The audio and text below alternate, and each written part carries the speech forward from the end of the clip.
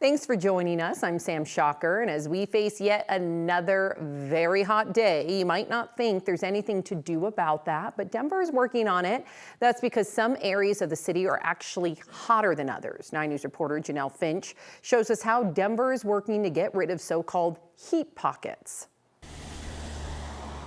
A pebble doesn't have the weight to change the world, but combining many of them with native plants and trees, I could go on for days with the benefits. Could cool a neighborhood. Trees and the irrigation, all that leads to evaporation, which takes some of the heat that's in the ground and throws it back up into the air, so that's also a cooling effect. Colin Bell is a senior engineer in Dottie's Green Infrastructure Division. He's an expert in turning asphalt into aesthetics with working benefits. Black, asphalt, even concrete, black's a dark color, concrete's lighter, but it's a material that when the sun shines on it, it has that solar radiation, basically our sunshine. It catches it and it sucks it in. Bell says these landscape beds are part of a city initiative to address urban heat pockets. Yeah, SIGI, S-I-G-I. It stands for the swift implementation of green infrastructure. And the key is swift. We want to be able to put facilities like the one you're looking at as quick as we can to kind of keep pace with our changing weather. Dottie scored Denver neighborhoods based on how hot they are and historical levels of investment. 5 points rose to the top. Bell says at completion, Dottie will have constructed 9 sites around 5 points. Sidewalk is about 7 degrees cooler if you got a tree-lined street. So if you're standing under the tree, right, the canopy intercepts all that heat. While landscaping beds might not be the first thing people notice when passing by, Bell hopes what may be small to some is big to others in the future. The best time to plant a tree was 20 years ago. The second best time is today. Dottie says it will finish its final 3 sites and 5 points by the end of the year. After that, there are plans for the Westwood, Lincoln Park, and Valverde neighborhoods, which also scored high on metrics for heat and equity. Now let's get to that forecast to see just how hot it'll get today. Meteorologist Corey Reppenhagen back with us. All right, Corey, a lot of people are wondering, how hot is it going to get, and are we going to get any relief in the near future? Yeah, the relief is coming, but it's not going to be here for a while. So we've got 5 more days of this stuff, and the heat's going to build into the weekend. We may finish this heat wave with the hottest day that we've seen in the 8-day stretch.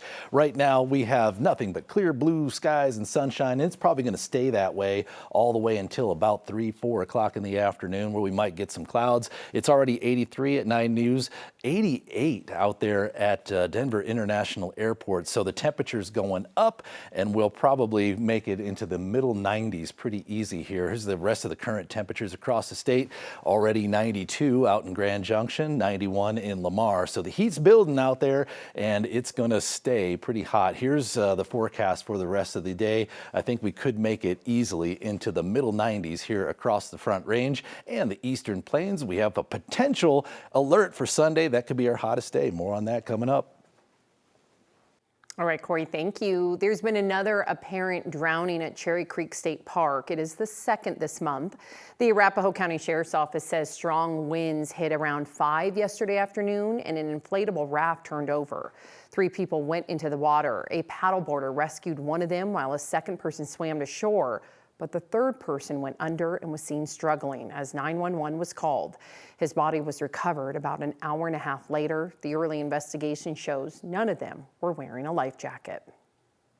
There's also been yet another rescue from an abandoned missile silo in Arapahoe County. 2 people got stuck in that same silo last Wednesday.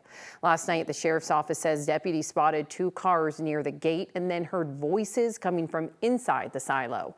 Deputies found a 19-year-old man and a 28-year-old woman about 60 feet down. Neither were hurt. Both were issued summons for trespassing. The Adams County Health Department says they've confirmed a case of tuberculosis involving a detainee in the ICE detention facility in Aurora. However, ICE officials won't confirm that. State law requires outbreaks to be investigated, but local health officials say their access is being blocked. The health department says they even issued a public health order nearly 3 weeks ago to require GEO to let them in to investigate. And Denver Health, a primary TB care provider for the area, says they haven't been allowed to communicate with staff either or see who might be exposed. TB, which is an infection that most often impacts the lungs, can be serious and at times deadly. It kills more than 1 million worldwide every year, but most are outside of the U.S. You can have active TB with symptoms like pneumonia, coughing, and shortness of breath, but some have inactive or latent tuberculosis where your body has controlled it but hasn't gotten rid of the infection. You can't spread TB if it is latent, but it can return to active tuberculosis later on in life, usually when your immune system takes a hit. Dr. Jay Finnegan, a pulmonologist, says treating TB involves taking multiple drugs, often for months at a time, and strict protocols need to be followed to prevent the spread. Well, I think the real concerning thing is if there's not proper control for tuberculosis. Quite honestly, you could argue you want fewer people let in to see what's going on. Obviously, you want the appropriate people to be aware of what's happening and controlling it. In general, you can control these things as long as you take the proper steps. And so I think that's what's the most important thing. The GEO Group referred us to an ICE spokesperson who said in a statement, quote, "As of today, Aurora does not have any active confirmed tuberculosis cases." That spokesperson also says that ICE is complying with state and federal guidelines. Some bad news and good news now. First, all Denver DMV offices are closed today, but it is part of an effort to end the rotating office closures that we've been seeing and happening since 2024. As of August 3rd, all Denver DMV offices will be open every week, but the Tremont DMV will only serve fleet customers and dealerships. RTD is listening to proposals that could cut the popular 16th Street free ride to help close a more than $200 million budget gap. The free shuttle carried more than 2.3 million riders last year alone, making it one of RTD's most used bus routes. The agency is also looking at cutting other bus and light rail services, but RTD's board has not taken a vote yet. If it is all approved, they wouldn't take effect until mid-2027. Final approval is close for the proposed pedestrian bridge around Ball Arena, which would go over Spear Boulevard at Wewata. Denver City Council approved the Wine Coop Crossing project on first reading Monday night. The second reading is set for next week, and if approved, the bridge will take people to a new entertainment district on the arena side with a music venue, a hotel, residential buildings. Sounds like a lot of fun. The developers say construction could start as soon as this fall, with a goal of being finished for the Democratic National Convention in 2028. Denver is one of the 5 finalists, but likely won't find out if they are picked until late next year. The potential end of daylight saving time is the talk of many towns right now after the U.S. House passed the bill yesterday.